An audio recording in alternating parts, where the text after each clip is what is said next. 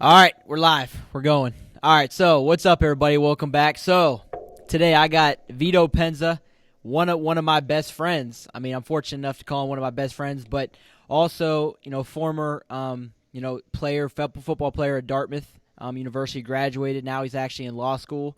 I'm kind of going to give you the floor, though, Vito. I kind of want you to explain kind of your background and your journey in terms of athletics, but now even moving forward, because I really want to make this, this episode and this podcast a lot about for athletes in terms of mindset and things like that, because I feel like that's kind of where me and you are really, really relatable. And I think that's one of the main reasons why we're such good friends is because we think the same, and I know last time I saw you, it was at the gym, and I wish we would have had the mics that day, because I remember we were standing there. We had literally a 45-minute conversation. And it was I left and I was like, wow.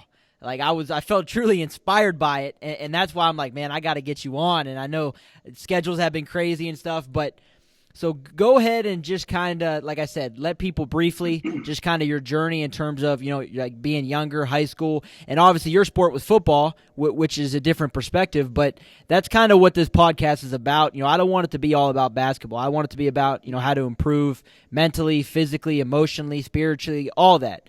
So go ahead and I'll kind of give you the floor to let you do your thing.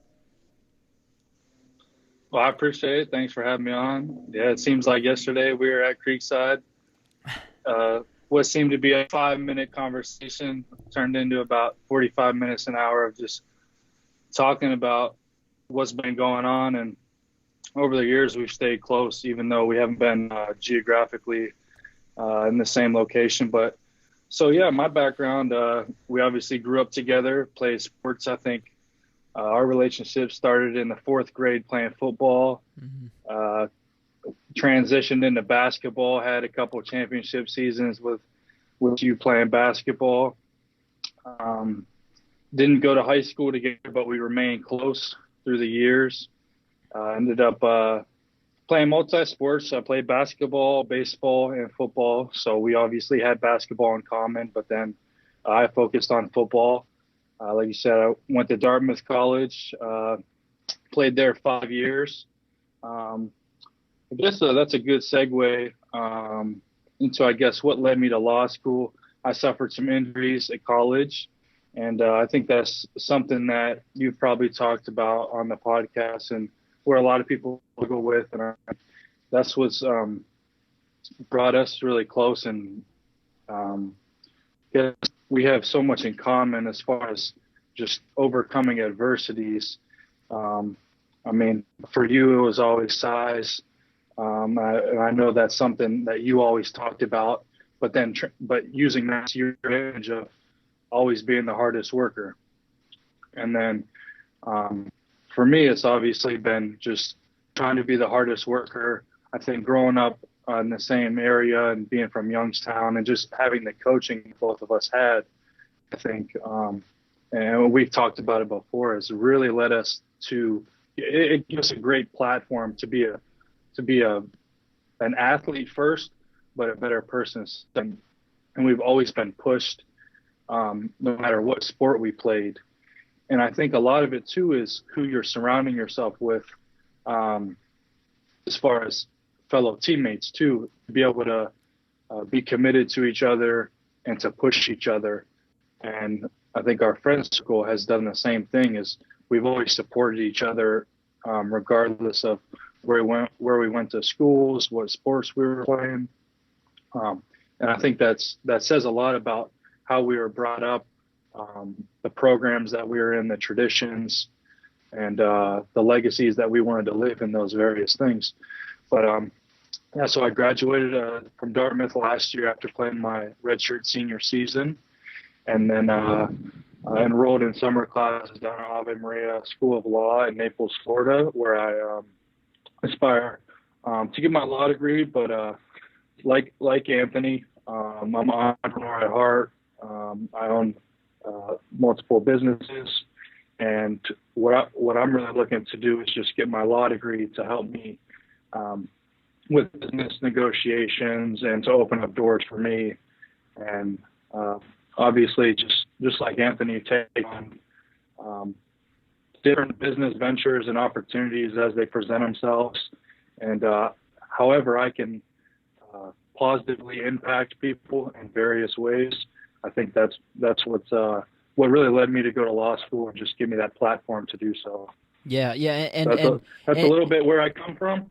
Yeah, and real quick, kind of just, speaking about how you were talking about you were injured, and I definitely want to talk to you about, how you overcame that adversity. But I do want to make a point that this man used to come to the gym with a cast on and a big knee brace on from when he, you broke your hand, right? And you tore your ACL, right? Yeah, so it's actually a funny story. Going into my senior year, the last day of spring practice, we were in a special teams drill, one that I probably shouldn't have been in, but just being a competitor, I wanted to go in. And one play, I go to hit somebody. I feel a pop in my hand. The guy next to me said, "Oh, that didn't really feel too good." I think I broke something, but I shook it off. And then my rep comes up again. I wasn't feeling too good, but I figured, one more rep, and then I'll be done. I go to plant. My leg pops. I tore my ACL. Now, let me stop you right there. I not to interrupt it. So, like, what is obviously in that heat of the moment, you're probably mad. Maybe you're not even. Maybe you don't feel like you're hurt. But what was going through your mind? Because, like you mentioned, that's your senior year. And I know we talked a lot about you having aspirations of going to the NFL. I mean, like, if anyone doesn't understand, Vito was a very, very good football player. I'm not just saying that because you're my friend. I'm being honest. And so in that moment, when you get hurt, and then maybe not in the moment when it happened, but in the moment you found out you're going to miss that year, you got to go through rehab, you got to do all that. What was going through your mind? Because you talk about adversity. If that's not adversity, as far in terms of sports, I'm not sure what is. So what was going through your mind then? So when it initially happened, I knew something was wrong instantly. It was the only time I've ever laid on the ground and not been able to get up. And, the whole time in the period in between when it happened and actually getting the results and going back to the training room, the whole time I'm trying to keep a positive outlook, praying, just pretty much asking for strength, regardless of the situation. I know injuries are a part of the sport. Obviously, it's devastating for anybody to get the news that your season's done, especially going into your senior year where you're looking to emerge as a leader and a big role in the offense like that. But when you get the news, you have two choices. You could either take it and just let it defeat you, or you can get the news and just look at all the positive aspects that go into it. You can say, all right, this is time. This is, what's supposed to happen. Everything happens for a reason. I can take this time. I'll come back stronger. It'll give me time to really focus on the things that I need to, because in situations like that, you're not in control. And I think that's so hard for, especially athletes alone, especially athletes, but everybody is, we always feel like we're in control. And when we're not in control, then, we start breaking down. But in moments like that, you pretty much have to give yourself up and just say, as a man of faith and like you talk about, overcoming adversity, you have to be able to look past that the defeat aspect and the failure aspect and say, I'm going to come out of this stronger than how I came into the situation. And I think I tried taking that approach going through it. And it's actually funny because, I got my results. I was very upset, and then a couple days later, I'm smiling. I'm, trying to turn back to my, like normal self. And, some of my teammates would come up to me and say, well, I thought I thought you got hurt. I thought you tore your ACL. I did. Like, oh, like you didn't really seem like it's like, yeah, because I'm taking the approach of, whatever happens, I'm gonna come up on top. And injuries are a lot more mental than physical. And I think you don't fully understand that or appreciate that until you go through it. And I think anybody that goes through it will tell you that it is more mental. And then fast forward a year, after my rehab, I was having problems with my rehab. It was going slow. A full year goes by. Same thing. One day apart from a year exactly to the date. Same thing. Last rep in practice, go through a drill, tear it again. And I think that's what really hit me, was because you're starting to really feel like you put in the hours, you put in the work, you're almost there, getting back to doing what you love, playing sports, feeling good. And then that same thing, control gets ripped right out from under you. And that's when it really hit me, was, because so many times you could say, well, why me, or why this, or why situations happy. And, people thought it was a joke when I broke my hand and had a cast on and I tore my ACL. And wild. I mean, people, we like to say Halloween came a little early that year. I was playing dress up. Hey, and listen, like, you have to take in consideration this. Like I said, I found this out by seeing him not out to eat, not at his house, not at my house, at the gym.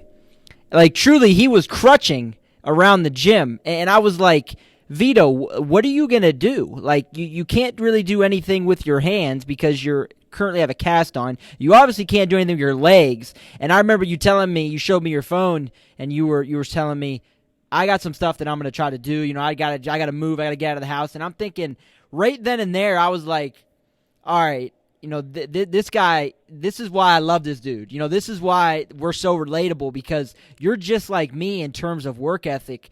No one can, like, slow us down, and that's a blessing and a curse, I think, at least that's the way I look at it, because there is days where it's like, okay, pump your brakes, relax. In your case, I mean, that's a great example to sit on the couch. If that's not the universe telling you, Vito, chill, relax a little bit, and you're still taking that approach, and that's what I think about all the time, because there's days it's like, man, my legs are kind of tired, and the average person is going to go, all right, today's a rest day, or all right, I'm not going to do this today. But people like me and you, we don't know that. Like, we go on vacation, we wake up, we work out.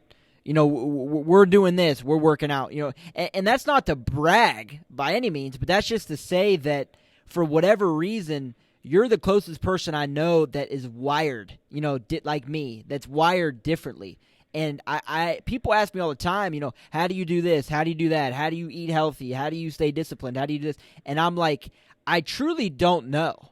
If I could bottle it up and give it to other people, I think it'd be unreal. I really do. And that's kind of why I'm trying to learn how to kind of harness it better, I guess.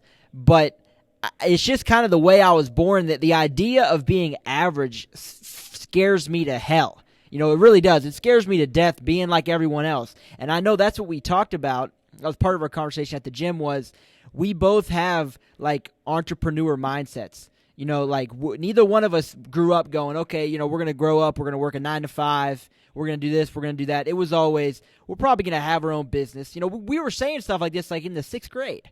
And people were looking at us like, you're going to have your own business? Like, you're not even in high school yet. But, like, that was our mindset. And I don't really understand, I guess it's hard for me to understand how people think that's weird, because that's just how we are. You know what I mean? Because the amount of times that people will even tell me, and I'm sure you hear it all the time, like, man, you're odd, you're weird. You do weird things. You have weird habits. Your routine is weird. And it's kind of, now it's like a joke, because I accept that. I'm a strange guy. I do weird things. But it's all for, like, the betterment and the self-improvement aspect and the mindset. You know, there's so many different ways we could go with mindset, and there's one particular way I kind of want to go towards. But real quick, like, what are your thoughts on that in terms of, you know, just simply being different and being the best way I describe it is, like I just said, we're wired different. You know, me and you aren't like most people. And that's you could say a lot of things about me. You could say a lot of things about you. One thing you can never say about either one of us is that we're lazy. You know, in anything we do, we're giving 110%. I like to say that I'm extremely hardworking and I'm extremely disciplined. Those are two things I hang my hat on, whether that's in basketball, in life, that's how I was in school. That's just kind of how I was, and that's exactly how you are. So how do you kind of think of that and kind of harness that energy and that, you know, I have to do this, I have to do that, versus just kind of, you know, relaxing? Yeah. I think it's funny, and, you know, we are different, and a lot of people don't really understand what goes through our minds and what we're thinking. And I think part of it, you know, like I said, was our foundations at a young age of being around the environments we were and the families we were involved in, the coaches we had. But a lot of it, you know, as you can see, not everybody develops those habits of being able to be self-disciplined. You know, a lot of people can be disciplined in certain times, but not a lot of people can self-motivate and have the self-respect and self-discipline that you and I have to do a lot of things when nobody's watching. And I think that's one thing is we were the never type. We always like to work behind closed doors, you know, and that's just how we were raised. We came up humbled, and it was always work harder than everybody else. And I think having the work ethic is a lost art in today's day and age. And I think a lot of people are getting away from that because it is so easy and there are so many distractions to remove that mindset out of people, you know, and people get so comfortable where you and I, we like being in uncomfortable situations. You know, we're not looking for average or normal. You know, neither one of us had the aspirations to grow up. And no offense to people that want to, you know, get a degree, get a 9-to-5, work, know exactly what they're getting paid, have to budget for that. That's not how we are wired. We always wanted to be able to, and not even in a financial aspect, but just as a career and a lifestyle, we never wanted to be so concrete in our ways. We always wanted to do whatever we felt like doing when we wanted to do it. And by doing that, we can follow our passions. So I think it is, not a lot of people can understand, you know, why we wake up at 4 o'clock, 5 o'clock. You know, when I was in Boston, I'd wake up at 4 o'clock, walk an hour in the snow. When I was rehabbing my ACL, walk another hour to work, come home, go to the gym. You know, that would sound crazy to people, but for me, that's more normal than waking up at 8, going to work, you know, getting a paycheck, things like that. But so I think it is definitely different that a lot of people don't really can understand it. And a lot of it is because a lot of people are scared to really reach their full potential. And I think that's one thing that's always inspired and motivated us because, you know, the idea of losing or being average, you know, stuck with us our whole life. We always want to achieve something greater. We were two people that set goals for ourselves and to reach those. And when we were young, you know, a lot of people would say, you know, those goals are unrealistic or impossible. Whereas, you know, regardless, I don't think anything's, you know, unachievable. If you can believe it, you can achieve it. You know, whether you think you can or can't, you're right. You know, I'd rather set my bar here and get here rather than set it lower and meet it, you know. And that's one thing that we've always pushed ourselves. Whether or not we actually get there, we're always striving for it. And I think that is a lot more inspiring. I'd much rather wake up, and I'd be chasing something rather than just, be inspired and just sit there and be complacent. So I think it's not, I don't think everybody has that mindset or can have that mindset. I think it definitely takes strange individuals and weird individuals like us to be different. And it is a wiring that you can't really describe it, but I would definitely say that a lot of people can see it and respect it, and that's what's helped us achieve a lot of our success just in our early years of our lives. Yeah, and let me ask you this. Let me ask you a question. So when you were talking, I started thinking of a couple things. So if I'm a player right now, or if I'm a coach, if I'm anybody, and I'm thinking to myself, wow, I need to change my work ethic. I need to change my habits. Maybe I'm lazy. Maybe I'm not doing what I need to be doing. Maybe maybe I'm not doing what I need to be doing. Enough of this, enough of that. What are some things you could do? Again, I don't ever say wake up at 4 a.m. and do this. That's extreme. What are some small steps that people could take to maybe develop a better work ethic? Maybe if you want to get more things done, maybe wake up earlier. What would your advice be to them? Whether they're players, coaches, just people. I have a pretty wide audience in terms of who listens, and I think that something like this and a conversation like this really could help. So that's kind of what I want to ask you first before we take that down that rabbit hole of that mindset thing that I definitely want to talk to you about. So what are some things people could do to change their habits? I know habits, there's that quote that says it takes X amount of days to, create a change or change a habit. I think it's like 28 or 29 or something like that exactly. Yeah. But so what do you got? What's on your mind when I ask you something like that? So I think it's multifaceted. There's a lot that goes into it, but you can definitely make a lot of minor changes. I think, like I touched on earlier, in this day and age, there are so many distractions. So I think the first thing is you have to limit distractions. And I'll actually reverse that also. Take that back. I wouldn't put that as number one. First of all, you have to figure out who you are and what you want. Around that will give you a more sure path of how you want to get there.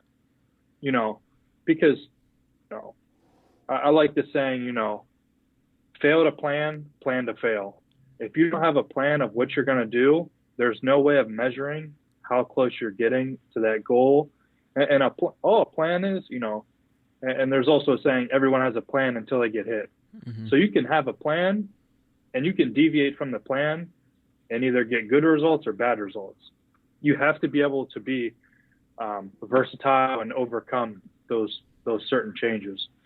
But I think a lot of it is being able to be the strange or weird person, or to really have thick in of, if you're doing something to better yourself, I wouldn't let anybody be able to say anything about that. Take criticism and use it in a positive way as fuel to motivate you more. The one thing I did, I was fortunate enough to have a lot of mentors growing up, athletes, businessmen, people in the church, teachers, my friends' parents.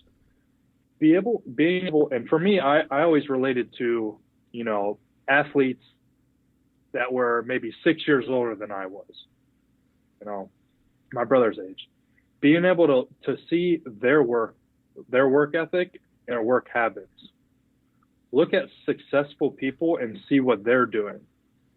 Because if you can take maybe one or two things that they're doing and implement them into what you've already been doing, you're already that much further ahead than what you were doing. So if you can limit distractions, limit negative, if you want to change your lifestyle or whatever, start by eating a little healthier. It's not hard. You know, it's simple, but it can be difficult if you let it. But if you're passionate enough, then you won't realize it's what you're doing. It becomes part of you. You know, morning people that say they aren't morning people. No one is just born being a morning person. Fact. But now if you ask somebody, you know, how do you work so much? How do you get so much done? I guarantee you they say they wake up early, they get more things done. You know, just by waking up 2 hours earlier every day, you're getting 14 hours everybody else. So a lot of it's separation from other people. And I don't think you should ever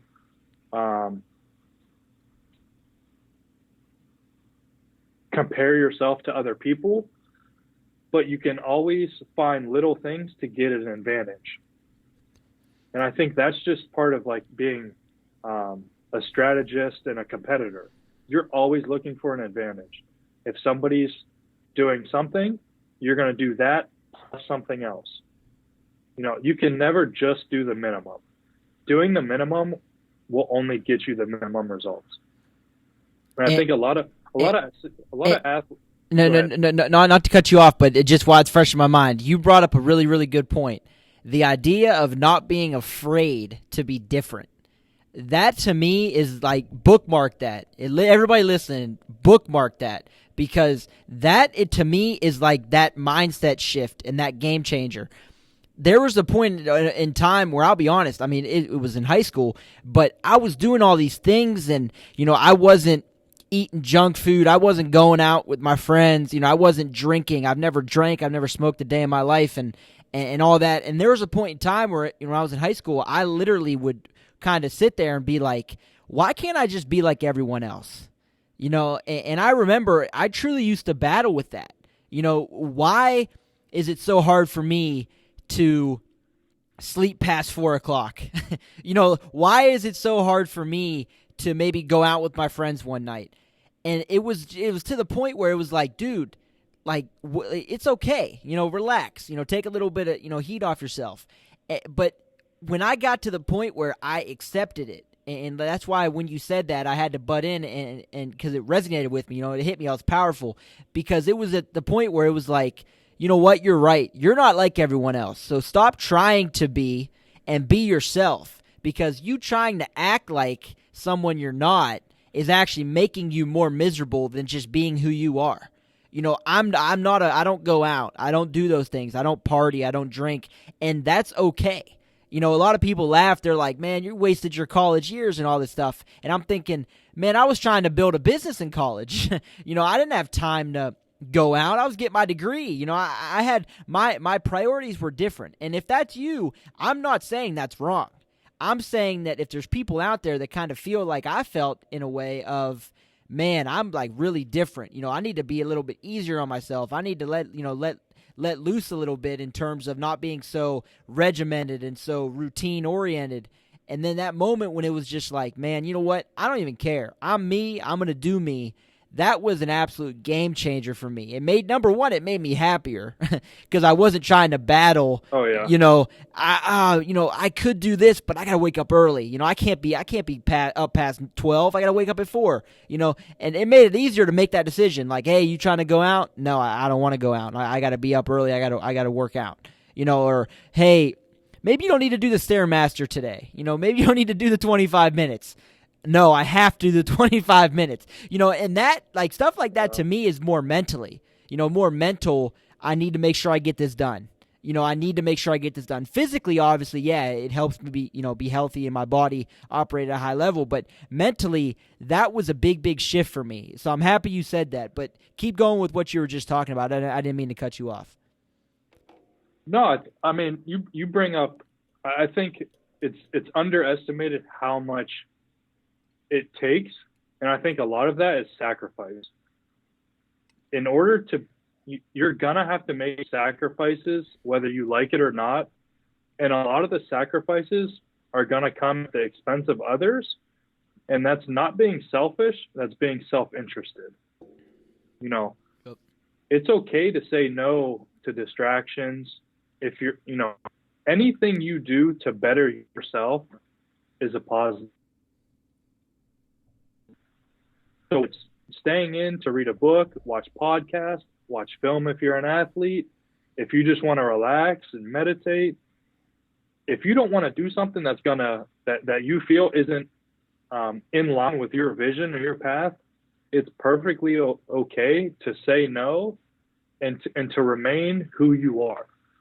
So much of it is we're pulled in different directions with people that don't have the same vision. And I think it's very difficult, especially at a young age, going through high school, everybody wants to hang out. They don't really know what they're doing. Some people don't have ambitions or dreams, and then there are, people like us where, we were trying to play at the next level. We were working on businesses. We were trying to get better by ourselves. And a lot of that does come with sacrifice and being able to say no, and just knowing what you're doing will far surpass the temporary pleasure that you would have received in that moment. Just by you saying no, and fulfilling the plan you set out will far surpass anything. And I think that's what's very powerful. And when you do realize that, it is self-gratifying, and you will almost get a mental high of, when you, like you said, when you finally bought into the idea of, I don't care what anybody else thinks, I'm going to do me, you'll become so much of a stronger person that it'll become second nature, and you'll just be so much more confident in yourself and be able to limit distractions and any of the negativity and the hate that you get towards yourself. And as an athlete, you're always surrounded by that, but even, business owners, people that want to just achieve certain different achievements that they want, whether it be lose weight, whether it become, they're going to get some type of degree, whether they're going to make so much money, anything that it is, you're going to have to make sacrifices along the way. Yeah, I love that, because that's sacrifices. That's the name of the game. But moving forward, this is what I want to get to. So that idea between a fixed mindset and a growth mindset, I know that that was part of what we talked about in our conversation. Again, I swear to God, I wish we had mics that day. But I obviously was a psychology major, so I studied a lot of psychology, specifically sports. So I studied that a lot. And there's actually a really, really good book. It's called Mindset by Carol Dweck, I believe is her name. Definitely, if you're interested, she does a really good job of laying it out. So in a nutshell, what those mindsets are, fixed mindset are people that believe you're born the way you are. So if you're born a bad basketball player, no matter what you do, you cannot become a better basketball player. You are what you are. If you're born with an average IQ, you could never get smarter. Whatever it is, the idea that you're born the way you are and you could never change. Now, the growth mindset is that idea of you're born in a certain way, but you can get better at things the more you work at them, the more time you put into them, different things like that. And I think it's safe to say that we're both, growth mindset people. But what are your thoughts on that? Obviously, I don't expect you to give me a full scientific breakdown of it, but I think that's really applicable for any athlete that's listening, because that idea of maybe I hit my ceiling, maybe I can't get any better. I feel like I'm kind of at a plateau right now. And again, whether that's in basketball, football, in the weight room, in your diet, whatever it is in your life, in school, it doesn't matter. We're speaking broadly here. But what's your kind of take on that, and what do you think about it? And also, if an athlete is stuck in the fixed mindset, what could they do to switch gears and try to get to that growth mindset? Well, I think anytime you start with the finality, and when you say, I've already meet the end, or I can't do something, you're already defeated. It's the end in anything. So for somebody to say that they are the way they are, they're not giving themselves a chance. Whether it's true or not, they already lost. They're out of the race. So that, I think, a fixed mindset is very, very, I think it stops there. Mm-hmm. It's short. I don't know if, to me, I think there are people that think that way, and I think that's the wrong way to look at things. A growth mindset, like I said, you're already giving yourself a chance. So, if, there are truths that, some people, some people will plateau or will get to the final destination. Some people are constantly seeking perfection. I think, there are different degrees within a growth mindset. I think as long as it's your goal is to get better on your terms, I think that's perfectly okay. If you're trying to grow into somebody who you never want to change who you are, you want to better yourself. So it's not so much, I want to be like this person or I want to be like that person. It's, I want to take myself and be better. So the growth mindset, I think, is you have to look a lot more within yourself to see who you are and who you want to become and how you want to get there. So I think a lot of it is more of a journey pace. But I think I've always been a firm believer of, if you want something, you can go get it. If everything starts with your mind. Your mind controls what your body does. So if you have positive thoughts, positive things are going to happen to you. If you have negative thoughts, negative things are going to happen to you. It's not so much, I think that weeds aren't going to grow in my garden, so they're not going to grow. No, that doesn't happen. But, hey, I want to get better. I think I can get better. Now you have to take action. 2, action is what creates the results that you want to get. It can't just be a thought process. Where a lot of people get stuck is, a lot of people can get motivated. A lot of people can watch a 3-minute clip, a 5-minute clip. They can hear somebody say something, and say, wow, man, this is my year. Look at everybody. First of the year has New Year's resolutions. By February or March, they won't even remember what their New Year's resolution was. So I think a lot of people give up on those way too early. And I think that's a society, whereas everybody wants results right now. And they're not willing to put in the work over time, be patient and persistent to get the results. And I think that's where we think in common a lot is, we don't see problems, we see solutions, and we're always going to work to get there.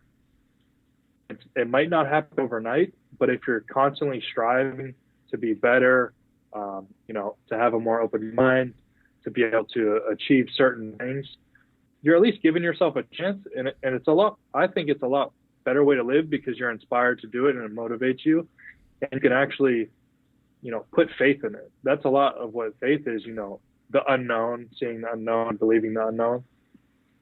So to be able to say, I can do something, I will do something, instead of saying I can't do it, say, how can I do it? And it's all about shifting your words around because, like I said, your mind is the computer that writes the code for your body. So you always want to be putting in positive codes, surround yourself with positive people who think, positively. Little things like that will transform your way of thinking and at least give you a chance. Yeah, and right there when you're talking about what you say to yourself, psychology, that's looked at as a positive self-talk. People don't really understand how powerful your words are to yourself. I forget, I was talking to someone the other day, and they're like, you're really inspiring and motivating to other people, but you're really hard on yourself.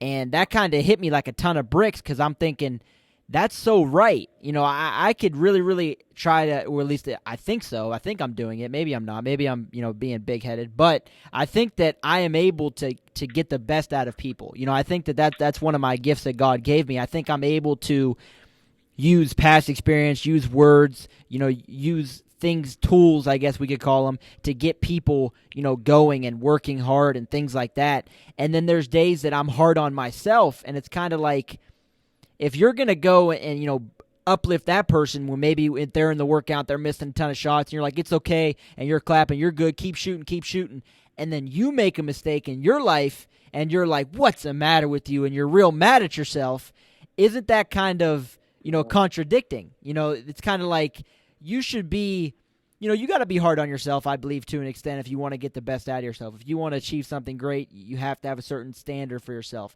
But where does that line go? How far does that go? I can honestly say right now, I've never looked at myself and thought, man, good job. You did a good job today, and pat myself on the back. No, there's days that I've looked at myself and thought, you're in the right direction. You're going, you're moving forward. You've done some good things. You're going to continue to progress forward. But there's never been days where I've been content. And I'm not saying you should be, but there are those times where I think you should kind of reflect. Because I was talking to someone about that the other day, too, about that idea of reflection. And in the heat of the moment, when you're doing these things, you're not really thinking anything of it. Then you could look back and go, man, we did that. I did that. That was a heck of a thing. And in the heat of the moment, you weren't appreciating that because you weren't reflecting on it. And then lastly, back to the idea of the words, something that Ed Milet, I'm sure you're familiar with him. He's a big-time entrepreneur. He's like one of the richest guys in the world, and I love his social media. And one thing he always says is, I don't have to do something, I get to do something. And that, to me, is so powerful, because there's days that, again, I wake up, whether I got to go to the gym and work out, or whether I got to go do something for one of my players, or whether I have a workout, whether I'm going to spend 10 hours in the gym. It's not, oh, man, I have to go to the gym today. It's, I get to go to the gym today. I don't have to go see my grandparents. I get to go see my grandparents. That small little shift in the way you talk to yourself makes a ginormous difference. Because think about that. You could use that situation in anything. If you flip I have to versus I get to, that's like a night and day response to yourself. If you know what I mean. So that's just something when you were talking about how important it is to talk to yourself positively and surround yourself with positive people, that is so, so true. Yeah, I think just going off that, and then I'll touch on, being hard on yourself. But I think a lot of it is, you learn, the appreciation of it, and, and then transitioning into, being hard on yourself is, a lot of people aren't surrounded by as many mentors, or don't have facilities, don't have people to guide them. And you really have to be humbled, and you really have to, appreciate that and know that, and don't take it for granted. So I think, when you change that self-talk, and, it pushes you to do more, for people that helped you out. It pushes you to do more for yourself, self-fulfillment. But I think it's just, not wasting opportunities given to you. Nothing is worse than, giving, talent, or, wasted talent, wasted ability, wasting people's time and energy,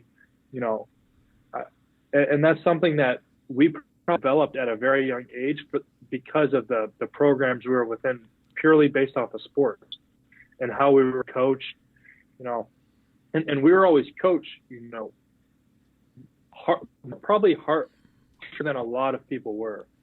And I think that's, transition into being hard on yourself. And, I think for me, at least I know, and I think a lot of athletes know, you have to be your harshest critic.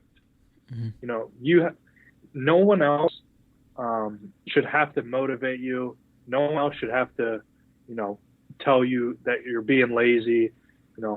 You have to be able to look inside yourself and say, I can do more. I should be doing more. Like, people depend on me. My teammates are counting on me. My coaches trust me to do what I'm supposed to do. And for me, I think it varies between people. Some people, can't take it, and that's okay. They can still be very good athletes. They can be very good businessmen. Some people can't take criticism. For me, I've always been the type, if somebody tells me good job, I'd rather somebody coach me and tell me, pick out everything that I did wrong than tell me good job. Because to me, you're not learning anything. To me, that doesn't motivate you to get better. It doesn't force you to really look inside yourself and say, I can do more. I should be doing more. People are counting on me. And I think that's something that, I've always been told, don't waste your opportunities. You have to whom much was given, much is, to whom much is given, much is expected of you. So don't fail other people. Don't let other people down. And I think that's something that's always that's probably my biggest motivator, is not letting people down. And I think if you take it a step too far, you say where do you draw the line? And not in sports, you can't win every time. A loss will teach you a lot more than wins will. Yep. Because you'll realize all the little things, that led you to that. And, so that's just a constant, idea, or something that fuels me, is not letting people down. Don't waste the opportunities that were given to me, and making the most of it, because, in this day and age, in this society, especially with this virus going on, I think, a lot of people look at this virus as, how terrible it is. It is tragic. It's, a virus that's going on, taking lives, but people should really be figuring out who they are, and being appreciative of that, and making the most of the time given to them. I love that. I love that. I think it's because I'm sure everybody knows that the athletes that grew up in the town had tremendous talent and then wasted it all. It happens everywhere, because people just aren't disciplined. They don't follow the guidance, from people that they should be listening to. And for me, I wouldn't want to put blame on anyone else. It's them life's all about choices. You either make good choices or you make bad choices. And good choices will always lead you to one place, and bad choices will always lead you in the wrong direction. And you can look at that microscopically, macroscopic, however you want to say it. It's all about choices, and you on your own, you make the decisions. Don't let anybody else do it. So I think, being a harsh critic is okay. It's all about, especially with you coaching. I know, you know that you have to coach everybody a little bit differently. Not everyone can be coached the same way. You see it everywhere. Some coaches have certain coaching philosophies, others don't. Some people prosper in them. Bill Belichick is a great example. Not a lot of people can play in New England because he has a distinct style of coaching, but he's successful. Other guys, they have different philosophies and win. So there's no right or wrong, but it's really figuring out what it is you are to be able to maximize your potential. Yep, and I couldn't agree with that more, and that just kind of goes to show, though, how we were coached. There were days that we played on teams, even at a young age, where there was a player, a teammate that we could have had that maybe they were better if you screamed at them, if you got on them. Then maybe there was players that don't scream at him, because if you scream at him, he's going to go in a shell, and then he's going to play worse. So that idea of getting to know your player and not a one-size-fits-all is something that I know I take a lot of pride in. That's why when I want to work with players, especially individually, I really get to know them and get to know, what makes them tick. And that's one of the main things that I think me and you share is we're both, like you said, we're both our harshest critic, but there's that line where it gets, like I said earlier, it gets like that's ridiculous. Dial it back. But I'd rather, like you said, at the end of games, people would come to me, hey, good game. And I'm thinking about the 2 free throws I missed. Right? And I'm sure you're thinking of the, maybe the 1 touchdown you got tripped up on that you could have had, or maybe some extra yards you could have got. And again, goes back to our original conversation point. That's just the way we think. We're not saying there's anything wrong with, saying thank you when someone says good game. That's not the point. The point is just that mindset that we have, and why I wanted to get you on, because I wanted to kind of be able to express it the best way we can. Versus just telling people, I'm really disciplined, I work really hard. Like that's not even the tip of the iceberg with how we both think. And that's why, like I said, I wanted to get you on. So I got one more question for you, something I always like to end with, and something I really like to hear the answers, of different people. So what is one non-negotiable thing that you do every day? Maybe a habit or a routine, just something that you have to get done every day, when you wake up, before you go to bed at night. It could be big, could be small, anything like that. Because I think we all have them, whether they're conscious or not. Maybe you do things and you don't even think about doing it, but you're doing it every day. You know what I mean? So what's your one thing? I think it depends on the day, and it depends on what I'm trying to get accomplished. I think every day I have, I want to achieve something. There's always an objective. So, time management is huge. Some days, I have to go to the gym. Some days, I have to eat healthy. Other days, I just worked really hard that week. My body's telling me, take a rest. Okay, if that's the case, I'm going to the beach, I'm taking a book, and I'm relaxing. Some days it's, I'm hanging out with friends because I just need to clear my mind. I need to have a laugh, whatever it is. So for me, I don't think it's one specific thing, but I'm always, there aren't many days where I can look back and say, I didn't do anything I wanted to do. I think if you can at the end of the night before you go to bed, if you can, look back and say, okay, that was a good thing that I did today, I think it was a positive day. So I think, there are probably small habits I have subconsciously. For me, always thinking about something. I'm always scheming. I'm always thinking about something that I could do differently, but it always follows a certain goal, whether it be, I need to focus on school, or I need to put more focus into the businesses. If I want to, focus on my body, my mind, whatever it is. I think a lot of it's balanced too. So it's really hard to say. I don't think you can do the same thing every day because, you'll lose sight of what's important, and having balance and having the appreciation. But I know there's one thing I do every day, and that's pray or reflect or do something for mindfulness and faith, whether it be go to church or just say a prayer. I know that because I pray before I eat. So that could be the one thing I do. I love it. Sure. I love it. All right, before I let you go, social media. I know you're not really a big social media guy. You use it from time to time, but tell people where to follow you, because I know you're getting more active on there a little bit. But for anyone that wants to kind of follow you, maybe follow what you got going on, drop everything where they could find you. It's just my name, Vito Penza, on Twitter and Instagram and Facebook as well. Perfect. Vito, I appreciate you, brother. Thanks for hopping on, and you already know we'll definitely talk soon. Absolutely. I appreciate it.